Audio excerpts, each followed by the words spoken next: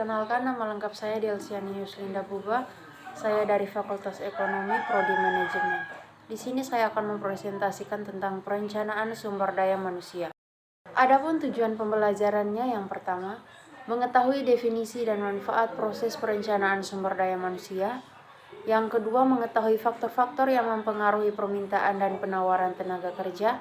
Dan yang ketiga, mengetahui teknik-teknik peramalan permintaan tenaga kerja. A. Pengertian perencanaan sumber daya manusia. Perencanaan sumber daya manusia merupakan salah satu aktivitas penting dalam manajemen sumber daya manusia.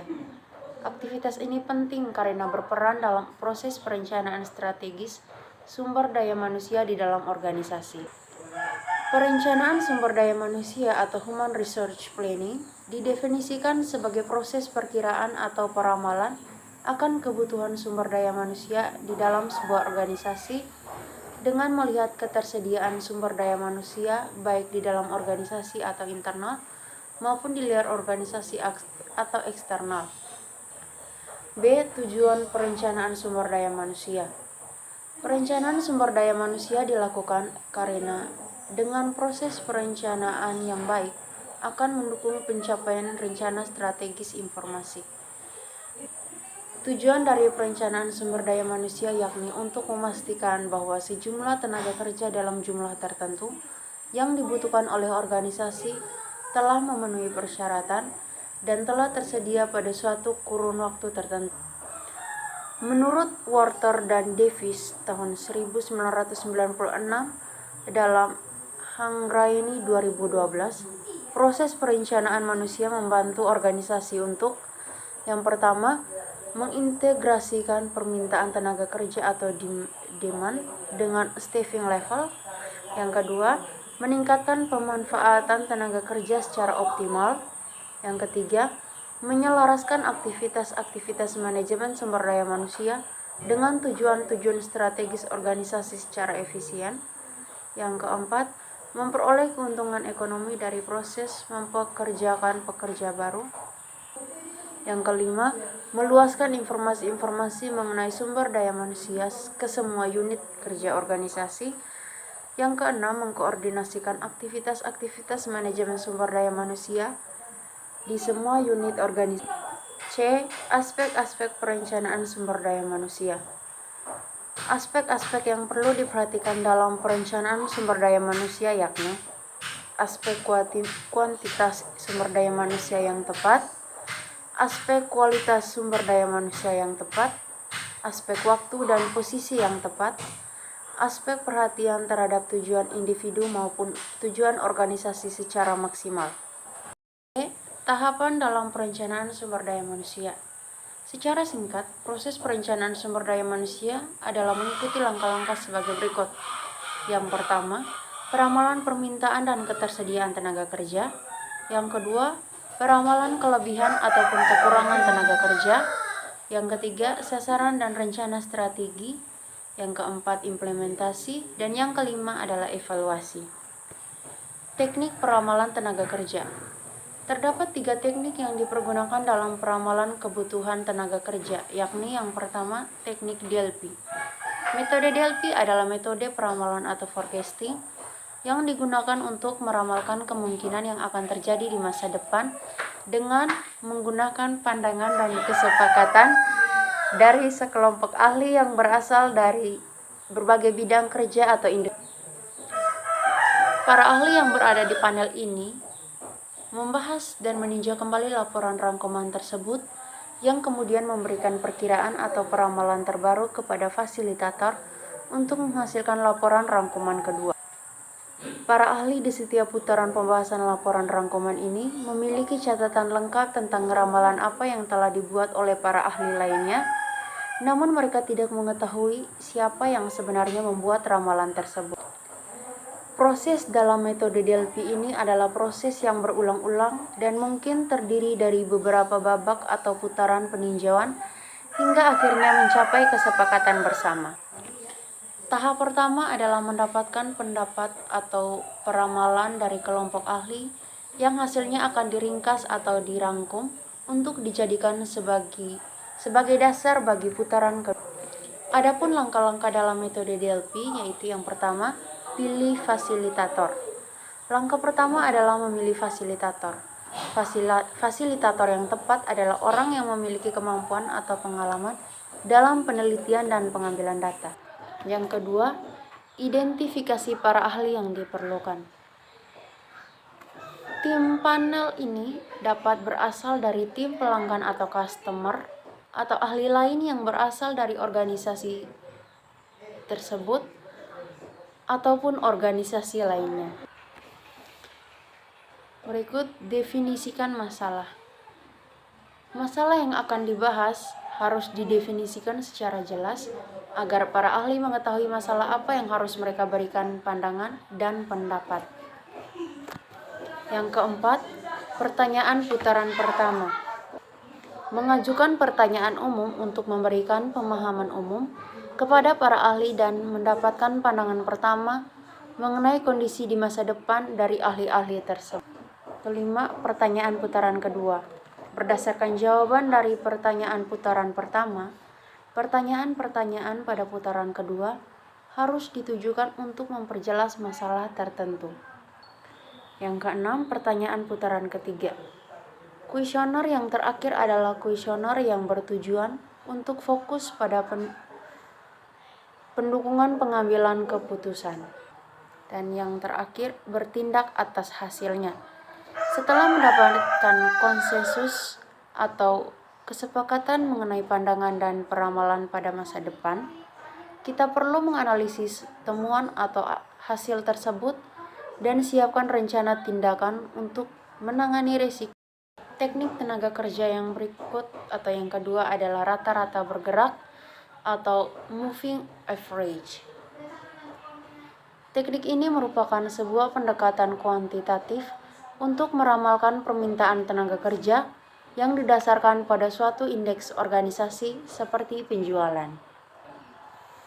Moving average atau rata-rata bergerak adalah salah satu metode peramalan bisnis yang sederhana dan sering digunakan untuk memperkirakan kondisi pada masa yang akan datang dengan menggunakan kumpulan-kumpulan data pada masa lalu atau data-data historis. Pada dasarnya, moving average atau rata-rata bergerak adalah menghitung rata-rata suatu nilai runtut waktu dan kemudian digunakan untuk memperkirakan nilai pada periode selanjutnya. Metode moving average ini lebih baik digunakan untuk menghitung data yang bersifat stabil atau data yang tidak berfluktuasi dengan tajam atau data yang perubahan naik dan turunnya sangat drastis. Adapun rumus moving average atau rumus data-data bergerak adalah sebagai berikut. MA sama dengan sigma X per jumlah periode. Dengan keterangannya, MA yaitu moving average, sigma X-nya yaitu keseluruhan penjumlahan dari semua data periode waktu yang diperhitungkan. Dan jumlah periodenya adalah jumlah periode rata-rata bergerak. Atau dapat ditulis dengan MA sama dengan buka kurung N1 tambah N2 tambah N3 tutup kurung per N dengan keterangan MA yaitu moving average, N1 data periode pertama, N2 data periode ketiga, N3 data periode ketiga dan seterusnya, dan N sama dengan jumlah periode rata-rata bergerak. Teknik tenaga kerja yang ketiga adalah management forecast. Teknik ini merupakan sebuah pendapat atau keputusan dari para supervisor, manajer departemen atau pihak lain yang memiliki pemahaman mengenai kebutuhan organisasi akan tenaga kerja. Beberapa faktor yang dapat menjadi pertimbangan dalam melakukan peramalan sumber daya adalah sebagai berikut. A. Faktor eksternal. Faktor ini merupakan faktor-faktor di luar organisasi, tetapi memiliki dampak terhadap jumlah pekerja yang dibutuhkan oleh organisasi. Contoh dari faktor-faktor eksternal yaitu adalah yang pertama kondisi perekonomian, yang kedua kondisi sosial politik, yang ketiga teknologi, yang keempat kompetisi. Dan faktor yang kedua atau B adalah faktor organisasi. Faktor ini merupakan faktor-faktor yang berasal dari internal organisasi itu. Faktor-faktor ini berdampak langsung terhadap jumlah permintaan tenaga kerja yang dibutuhkan oleh organisasi tersebut. Adapun faktor-faktor dalam faktor organisasi adalah yang pertama, rencana strategis organisasi, yang kedua anggaran, yang ketiga perkiraan produksi dan penjualan. Dan yang ke-C adalah faktor angkatan kerja. Faktor ini merupakan faktor yang disebabkan oleh aktivitas-aktivitas yang dilakukan oleh dan atau berasal dari tenaga kerja itu sendiri yang akan mempengaruhi jumlah permintaan tenaga kerja yang dibutuhkan organisasi. Faktor-faktor dalam faktor angkatan kerja adalah yang pertama pensiun, yang kedua pengunduran diri atau resign, yang ketiga pemberhentian kerja atau pemecatan, dan yang kelima kematian. Dan metode yang keempat adalah metode tools of supply. Analisis tools of supply meliputi beberapa hal, yakni A.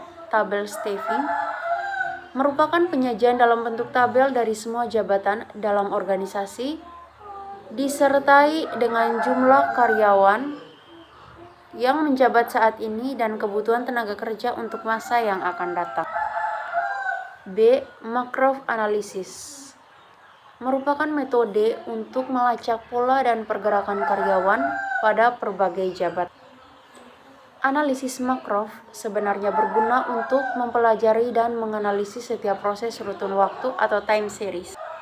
Untuk menjelaskan mekanisme analisis makro, kita ambil sebuah contoh forecast atau perkiraan suplai sumber daya manusia yang dibuat dengan basis tahunan, meskipun periode waktu lainnya dapat juga digunakan. Langkah pertama adalah menghitung jumlah personalia dalam setiap klasifikasi pekerja yang relevan.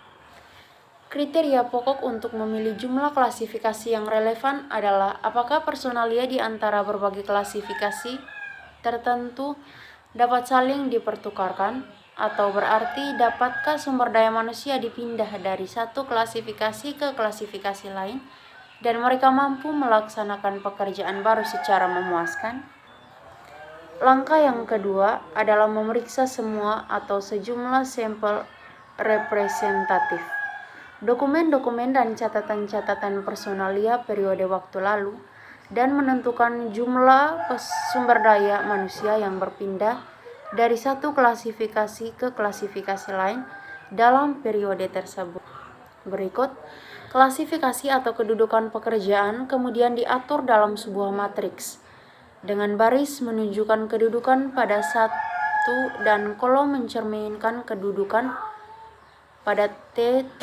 C. Rencana suksesi adalah proses untuk mengidentifikasi, mengembangkan dan melacak individu-individu kunci untuk posisi eksekutif. D. Bagan penempatan adalah daftar dari pemegang jabatan saat ini dan personil yang potensial jika ada lowongan pada jabatan tersebut. E.